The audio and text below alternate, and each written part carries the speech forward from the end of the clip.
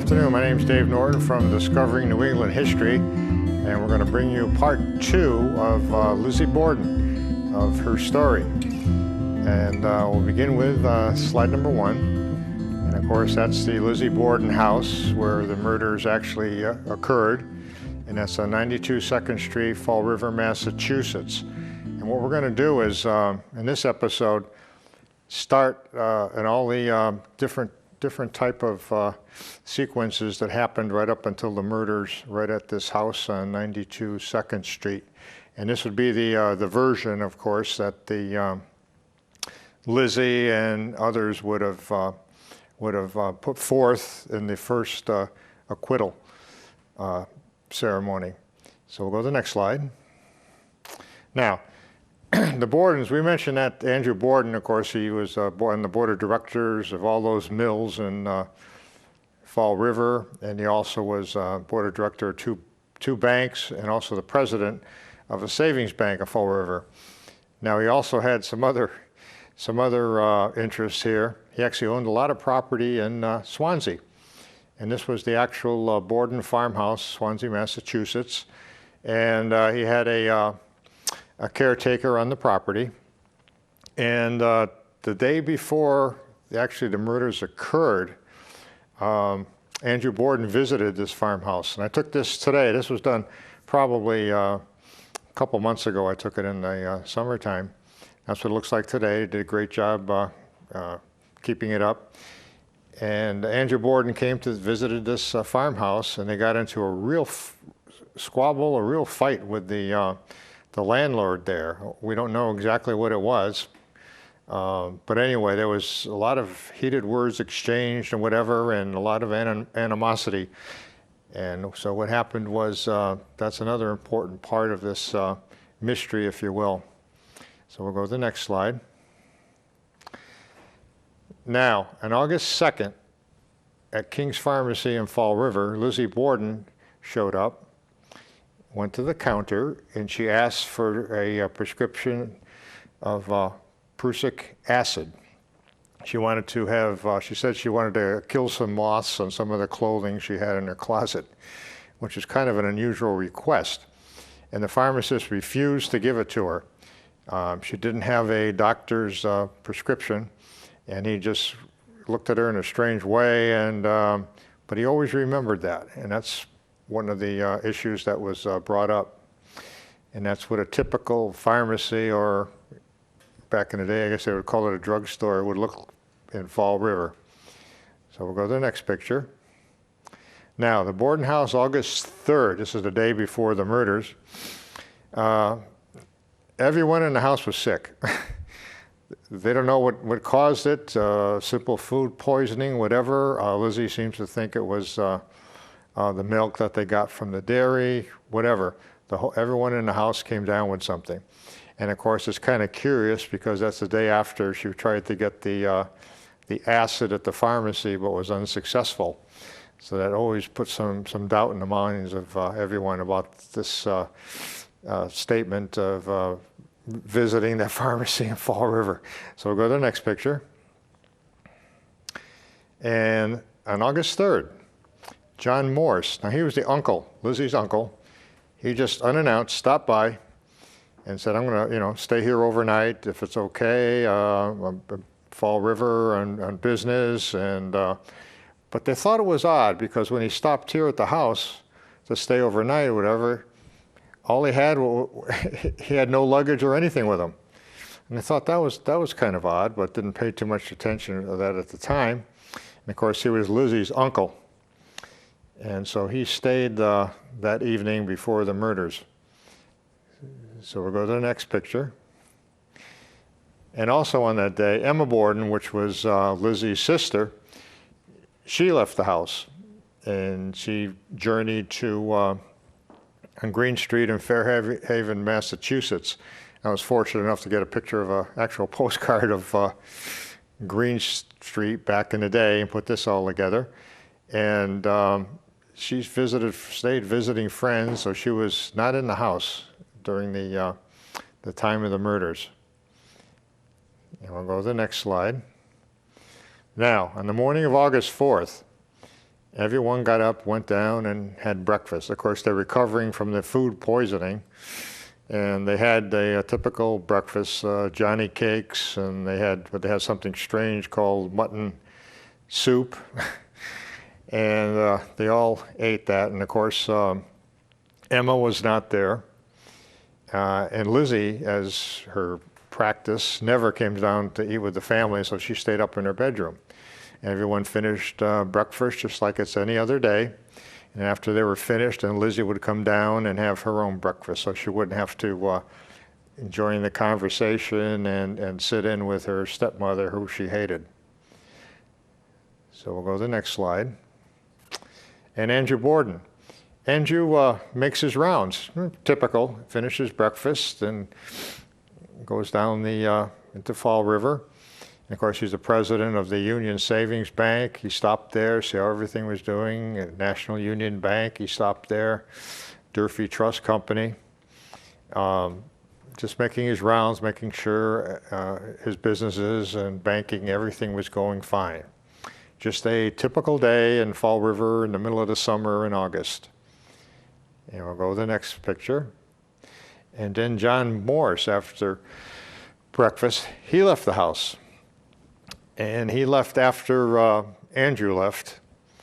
And he just got one of the trolleys, horse-drawn trolleys, and went downtown in Fall River and was visiting a cousin.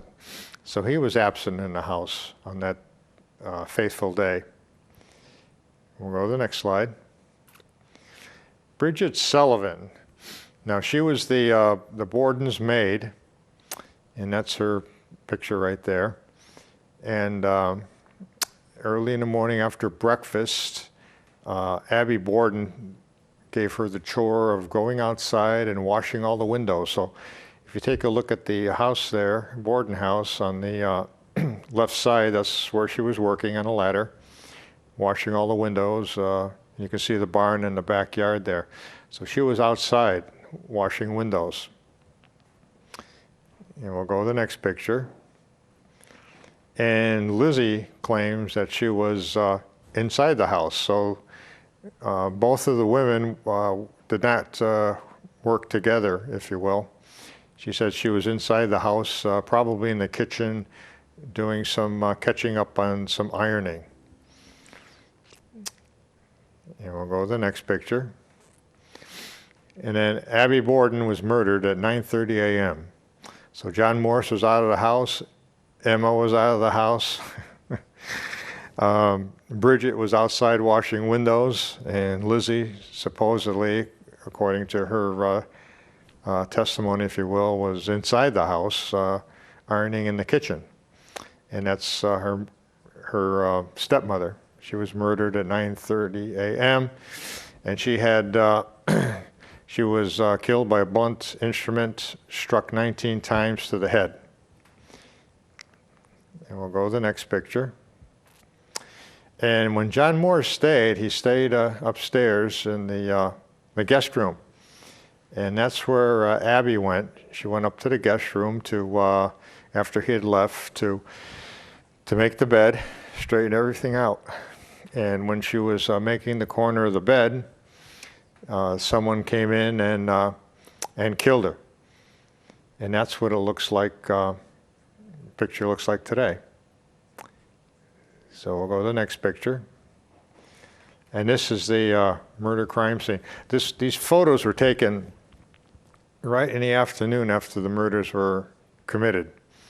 And they're very important to the story. You can see there's Abby Borden lying face down next to the bed and next to the dresser. And that was on the second floor, and Lizzie claims she never heard anything while she was in the kitchen. So we'll go to the next picture.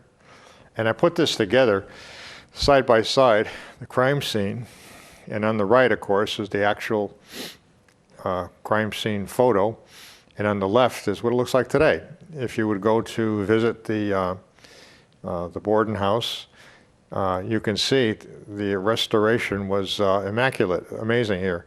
You've got the bed, you've got the same Same pattern, if you will, on the carpet and on the wallpaper. And everything is just like it was back in 1892 when everything happened. So we'll go to the next slide. Now, her mother was killed at 9:30, and then Lizzie said basically she finished her ironing and went outside into the barn. And that's an actual picture of the backyard of the Borden house. If you can see that on the right, that's the barn.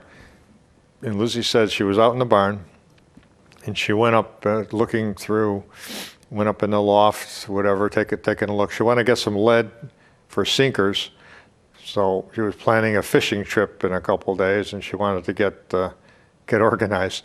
So she was not in the house at the time. That's basically what she is telling everyone in the police.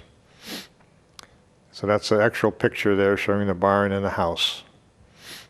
And we'll go to the next slide. And Bridget, she had finished washing the windows. She was very tired. You got to remember, she was sick the night before. It was also in the middle of August. It was really hot, and you're washing windows with ammonia and everything else. That's enough to make you really sick all day long. So she finished the windows. She had no idea that, or at least she claims, that Abby was killed in the second floor bedroom. And Bridget went up to the third floor and was resting, just took a nap. And you can see the third floor is basically an attic in this house. So we'll go to the next slide. Now at 11 a.m., Andrew Borden returned. So this is really kind of early for him to return, but I guess he had a successful day in Fall River checking on all his banking enterprises. So he came back to the Borden house at 11 a.m. in the morning. And we'll go to the next picture. And they said he went to the side door. And so I took this picture here, and you can see the side door. And of course, we mentioned in the other episode, basically what he did was he told all the women to keep the doors locked all the time. So he didn't have I guess he couldn't get in the side door. He pounded on the door, nobody answered anything. So he went back to the front of the building. And we'll go to the next picture. And there's the front door. So he was knocking on the front door. And Bridget said she was upstairs and she was awakened, came down the stairs. And remember, the doors were triple locked from the inside, so no one could really get in. So she unlocked all three locks, and she went back upstairs. And we'll go to the next picture. And Andrew Borden came in. And then Lizzie came from outside, and she said she greeted her father and wanted to, he said, you had a tired morning or whatever, why don't you just stretch down on the couch and take a nap before lunch. And so that's the couch that he lay down in the front room right off to the front door entrance. We'll go to the next slide. And then Andrew Borden was murdered at 11 a.m., approximately 2 hours later. Some of these times are kind of approximate. He was murdered. And that's a picture of Andrew Borden, famous businessman in Fall River. So we'll go to the next picture. And here's the crime scene. You can see Andrew Borden slumped on the couch. And he was struck 11 times by a blunt object in the head. So the myth of Lizzie Borden had 40 whacks to her mother and 41 to her father is not true. The mother had 19, and the father got 11 blows to the head. And of course, it's interesting where psychologists say if you strike somebody once, that could be a momentary rage you go through. But if you keep on striking somebody that many times, that's a real psychological, mental issue. It's entire rage that just won't let go. So we'll go to the next slide. And what I did is I compared the two together. There on the left is the actual house. If you visit today, you can see that. And on the right is the actual crime scene. You can notice how they really reconstructed everything very well. You've got almost the same wallpaper pattern, the same picture hanging over the couch, same couch, same carpet. They did an excellent job if you ever visit the bed and breakfast there. We'll go to the next slide. Now, the first thing she did, Lizzie came in, she said, from the barn, and after she talked to her father for a few moments, then she ran outside and ran upstairs and called Bridget the maid, saying father's been killed. And the first one that she called was the next door neighbor. He's a gentleman by the name of Dr. Bowen, and he was home. So right at first, she did not call the police. She called the doctor, Dr. Bowen. And he was a personal friend of Lizzie. And it was said that if Lizzie went to the Central Church, Congregational Church on a Sunday, and her father didn't go or her sister didn't go, and she went alone, she was often accompanied by Dr. Bowen. So they were close friends. And that's his house. That's what it looked like. It was right next door. Lizzie Borden's house was 92 2nd Street, and this was 91 2nd Street. He was very well educated. He graduated Brown University, went to medical school, University of Michigan, and did his medical training at a hospital in the state of New York. Very well-respected man in the community. So he rushed over to see what all the commotion was. And we'll go to the next slide. Now, present in the Borden house, 11:15 a.m. Adelaide Churchill heard all the commotion, and she was another neighbor. She came over to the house. Alice Russell was another neighbor. She came over to the house. Dr. Bowen was already there, first one there. And of course, Lizzie Borden was there, and Bridget was there. They were all there at the crime scene before she even called the police. So how much evidence was disturbed, we'll never know. So we'll go to the next slide. Now, they finally, at 11:25, they called the Fall River Police. And they sent over two officers. Officer George Allen came over, and Officer Patrick Doherty. I was unable to find an actual photo of George Allen, but Patrick Doherty, I found one. That's his picture right there. Of course, they had no idea what they were getting into when they came in, opened the door and came into the house. They were absolutely horrified. It was quite a scene to walk into. So we'll go to the next slide. And of course, as luck would have it, the way things work out, most of the Fall River Police were at this great summer outing at Rocky Point Park in Rhode Island. And there's a kind of a neat picture. I enhanced it, restored it a little bit, and it shows back in the late 1800s. It showed all the folks there on a nice summer day at Rocky Point. So the Fall River Police Department was really shocked by what happened here, and it really didn't have the full police force to really handle certainly some type of a murder like this. So we'll go to the next picture. So the police marshal, he headed the investigation, and he's very important here in his story. And his name is Rufus Hilliard, and that's his his photo. And so he was the one that was in charge of the entire police investigation on the Lizzie Borden issue. We'll go to the next slide. Now, in the afternoon, there was another doctor, and he heard all the commotion. He came, Dr. William Dolan, and he did preliminary autopsies at 4:30 in the afternoon. Both bodies, both Andrew and Abby. They were placed on a dining room table, and he did preliminary autopsies. The idea is to find out if they were poisoned or not, as well as killed with blows to the head.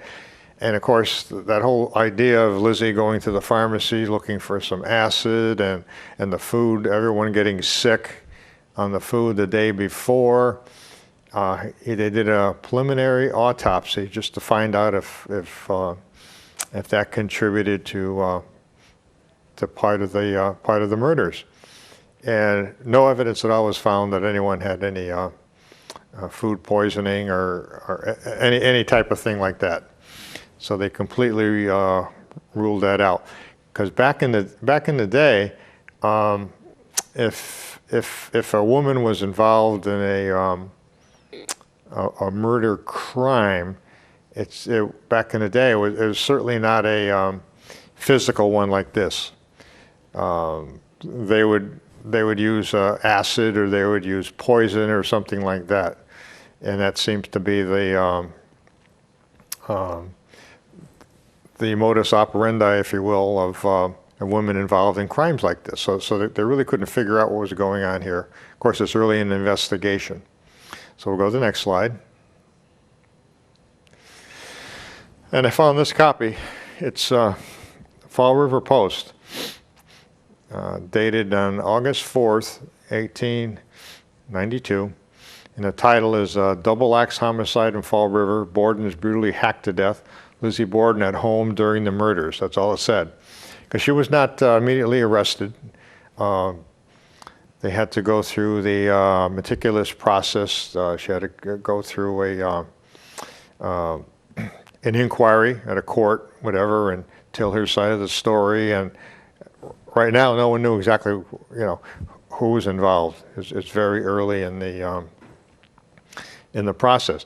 And of course, this story went nationwide. I mean, the New York Times, all the newspapers just jumped all over this story. Especially the fact that perhaps a woman actually committed these murders. So we'll go to the next slide. And 3 days later, once again, she wasn't arrested right away. 3 days later, the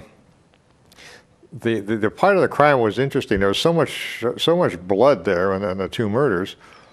And when Lizzie was talking to the police when they came over that day, she had absolutely no blood on her. Nothing. I mean, on her dress or anything, she was absolutely totally clean. And they couldn't figure that out. If someone had done that, a massacre, if you will, of sorts like this, there would be blood on that person, blood on the blood at the crime scene, and there was not anything on Lizzie. So we'll go back to that picture, and we got the stove there. So 3 days later, some of the neighbors were with Lizzie to try to console her from the death of Andrew and Abby, and they were in the kitchen early in the morning. And of course, Emma had returned from Fairhaven. She was there. Lizzie was there.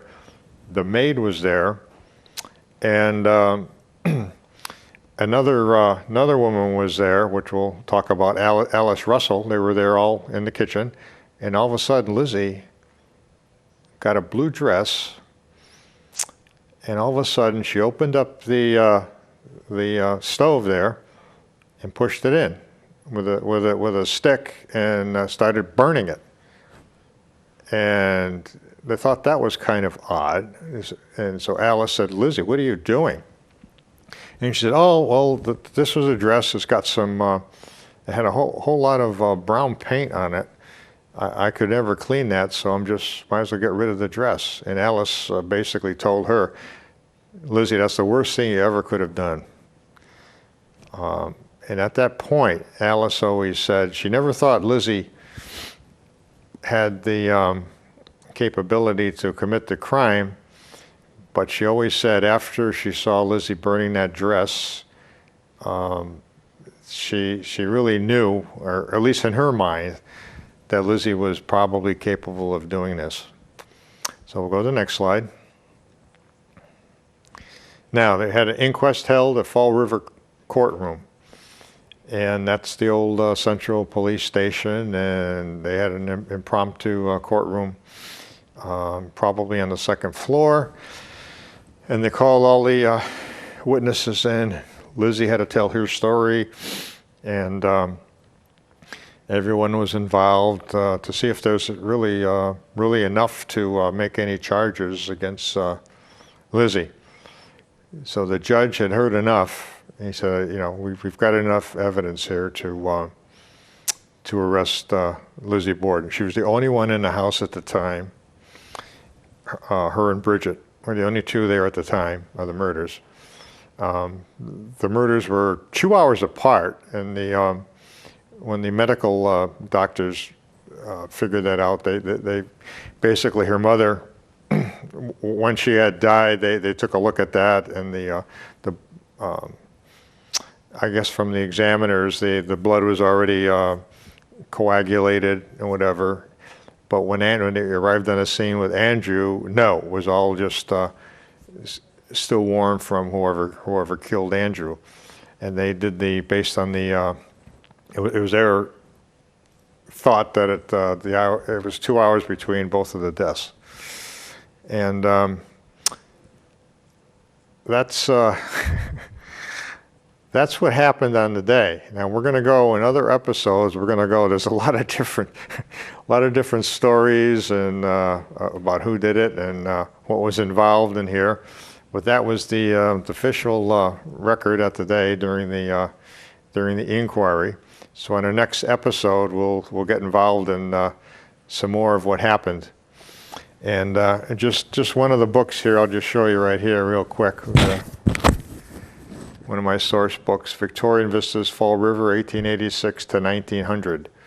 And this is an excellent book. It says there's certainly a lot of chapters on Lizzie Borden on it, and the whole history of Fall River, almost a day-by-day type of report. Very readable, very excellent report. And the author is Philip Sylvia. And if you ever get a chance to pick up a book like this is definitely the book to get. A lot of information here. So once again, it's Dave Norton concluding part 2 of the Lizzie Borden story. And hope you have a good afternoon. Dave Norton from Discovering New England History.